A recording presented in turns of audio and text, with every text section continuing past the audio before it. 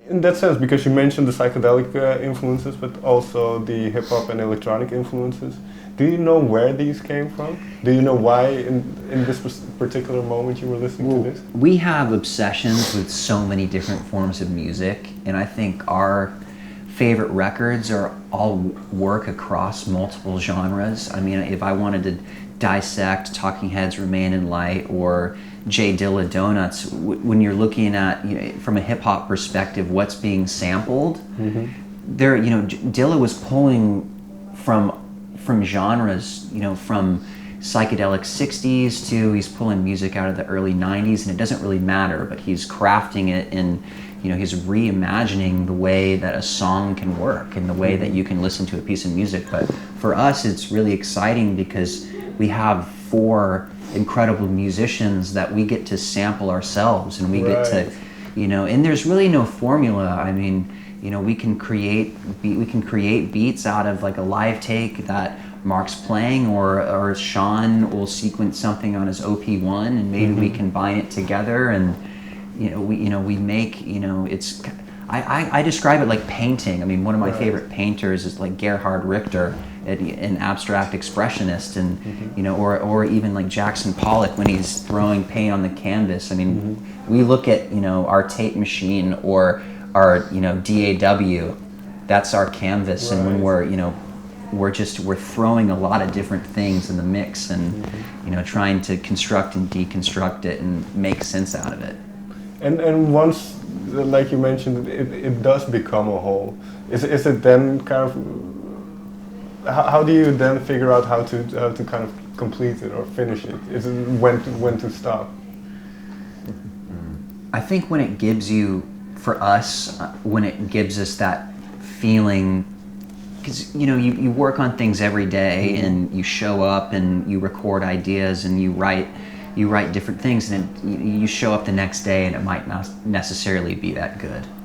But I think music that consistently gives you that feeling over time, I think that's when we know something's really special.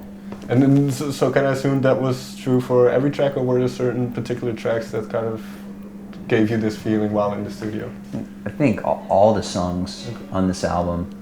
Because, let me just pick one then. Because, the title track's Sacred Hearts Club.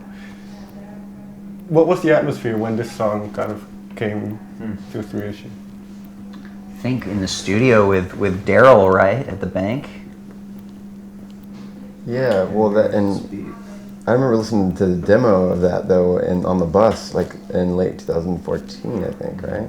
Yeah. Where it was kind of like a realized, I think you had taken that loop and like made it into the demo version of that song. Yeah. I feel like that was like a really cool moment to feel like the next little movement of music coming, you know? Totally.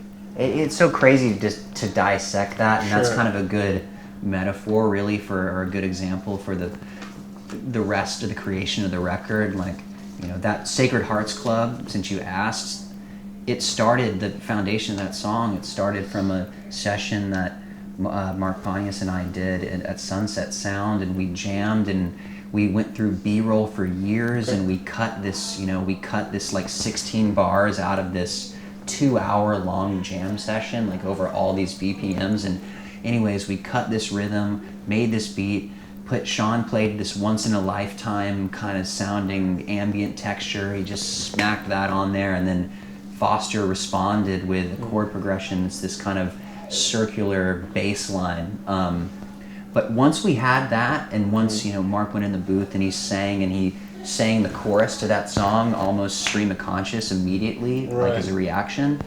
And once that happened and we heard that together, like we knew we had something special. So in that sense, because you mentioned the stream of conscious approach to songwriting, does that make it a little bit more anxious to see what people will think of it? Or is that in your mind at all during the whole process? Anxious as in excited or stressed? Well, kind of, both. It can go both ways. Either just excited, but also maybe a tad bit worried of what people might think. Excited to get on stage and play it. Yeah, there's always an excitement when you have something that's like buzzing and you're just like feeling it. When everyone's feeling it, you know, the band's feeling it collectively. Right. It's like, yeah, like you want to share it, but it's also the most vulnerable thing you can do. And you know, that can be scary, but like, you know, what is fear? Whatever, you know, like enjoy sharing it. You know, Right. playing it live on stage. Like that's been such a fun song to play for us live. You know, we've been opening up, you know, the show with that quite a bit. But yeah, I think that was one of the first songs that was finished too. This whole album. I think when we get that feeling, when we get that buzz in the studio, it's like a drug or whatever you want to call it. And for us playing on stage every night, when we work out these songs and approach them from stage, it's really important for us that to get to a place where we get that feeling, to where we can give that feeling to everyone else. And you know, and that's why we take it really seriously, and it doesn't just happen immediately on stage. Like we have to really rehearse, and we have to, you know, really work out like the sonic texture and who's going to play what and what combinations of instruments work like for stage. But when we get it right, then we can share that feeling of passion. Like we can share that energy, that buzz, whatever you want to call it. We can share it with people that come to our shows, and that's the most, you know, that's the most special part of making music to me. And the word joy, I believe that was kind of important on this thematically, but also for yourselves, obviously. Absolutely. But what is it then? Like you mentioned, that's something you want to share with people. So what have you noticed about how people react to the new music? I mean, we make music for the love of it, for joy, and to get to experience that with our audience every night. It's just, I mean, it's unreal.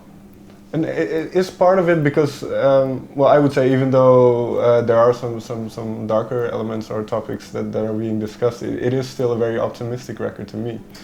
So, and then if we then reflect it to the world around us, is that kind of a reaction to what's happening around us? Yeah, absolutely.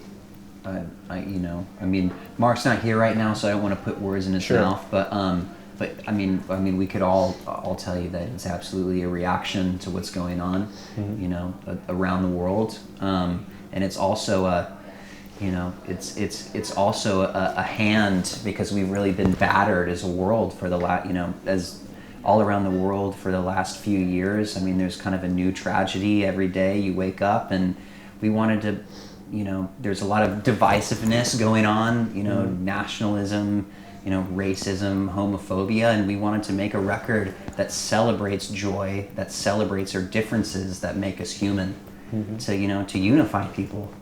And obviously just give them a break. And especially because we mentioned in the beginning of the interview the importance of creativity to you, and so for you, I suppose then creativity is the vehicle through which to do this. Last question then, because you mentioned well, kind of the importance of the Sacred Hearts Club track itself. So was it early on that this would become the title? You know, Mark came up with Sacred Hearts Club. And I'm not really sure how. I think he had it in his head probably halfway through the record, but yeah, I'm not sure when that landed. Okay. But it's been that title's been around for a while. Okay. For sure. And well, this might be a bit obvious, but what is the significance to you of a Sacred Heart or a Sacred Hearts Club? I think, you know, for us, it's people that, the Sacred Hearts Club are the people that celebrate life to the fullest, that are outsiders, and people that they live outside of societal norms, and people that they push the status quo, and they're not afraid to bend boundaries and celebrate and enjoy life. All right, I think that's a good note to end on. Guys, thank you very much for your time. Thank you. Dude, thanks, man.